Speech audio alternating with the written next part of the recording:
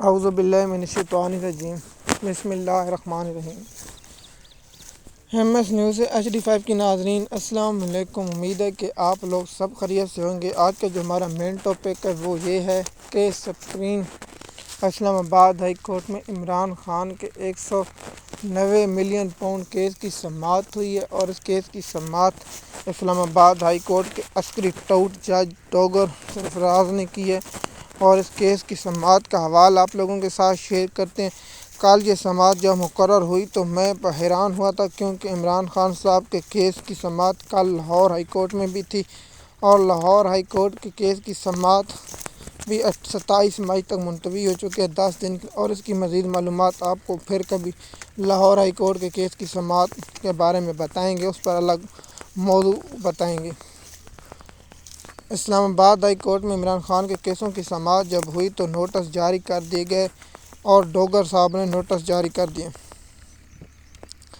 دیکھیے، اگر پہلے اعتراض تھا، اعتراض دور کرنے کے لیے اتنا وقت لگا، اب نوٹس جاری کر دیں گے۔ آئندہ ہفتے اگلی جمعرات یا منگل کو اس کی سماعت ہوگی، یا جمعے کو اس کیس کی سماعت ہوگی، اور ان پر ایک دلائل دیے جائیں گے اور دوسری جانب دلائل ہوں گے، اور دلائل محفوظ ہونے پر اس کی 4 یا 5 سماعتیں ہوں گی، اور سماعتیں موقوف ہونے پر عمران خان صاحب کا کیس کا فیصلہ ہوتے ہوئے نظر آئے گا۔ اگر درخواست مسترد کر دی جاتی ہے تو پھر سپریم کورٹ میں جائے گا معاملہ، اور سپریم کورٹ میں جج اس کی کیس کو سنیں گے کب یا ہوگا تو جس طرح جج صاحب نے کہا تھا کہ یہاں کچھ دینا پڑتا ہے یا کچھ لینا پڑتا ہے، اس لیے ہے۔ لیکن جمال مندوخیل صاحب کو پتہ، جو اصول پر کھڑے ہوتے ہیں وہ ہمیشہ اصول پر کھڑے ہوتے ہیں۔ جو بیکاؤ مال ہوتا ہے، جو دوسروں کی لوگوں کے مفاد اپنے مفاد کے لیے استعمال کرتا ہے، وہ تاریخ میں ہمیشہ کوڑے دان میں جاتا ہے، اور بہادر ہمیشہ جاتا ہے۔ دیکھیے، میں نے ہمیشہ کہا کہ PTI کو چاہیے کہ وہ روزانہ کی بنیاد پر 50 اور 100 پریس کانفرنس کرتے روزانہ، لیکن وہ انہیں کیا مطلب، عمران خان جیل میں رہے اور جیل میں ہی ان کا کام رہے، لیکن یہ لوگ نہیں چاہتے کہ عمران خان صاحب اگر جیل سے رہا ہوں تو ان لوگوں کے جو کھاتے ہیں وہ بند ہو جائیں۔ بشرا بی بی کے کیس کی سماعت مستحق تھی، جسے سزا معطلی کی سزا، ان دونوں کو نوٹس جاری کر دیے۔ دیکھیے، اسلام آباد ہائی کورٹ میں کوئی میرٹ پر نہیں سنی جاتی۔ سب کو پتہ ہے اسلام آباد ہائی کورٹ میں توشہ خانہ کیس ہے، اس کی سماعت نہیں ہوئی۔ پھر توشہ خانہ فوجداری کیس ہے، اس کی کیس کی سماعت نہیں ہوئی۔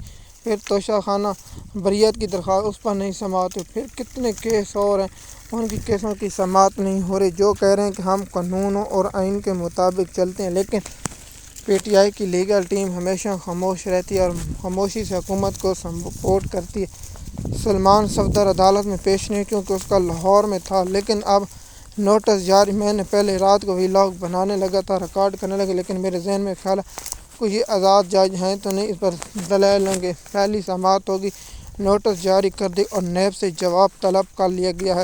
اب نیب کا جواب کب آئے گا یہ ہوگا۔ کیا نیب جواب طلب کرانے کے لیے مزید وقت مانگے گی یا نہیں، وہ الگ بات ہے، کیونکہ جواب جمع کرانے کے لیے کیا نیب وکیل کون سا کرتی ہے، اس پر بہت سا ٹائم لگے۔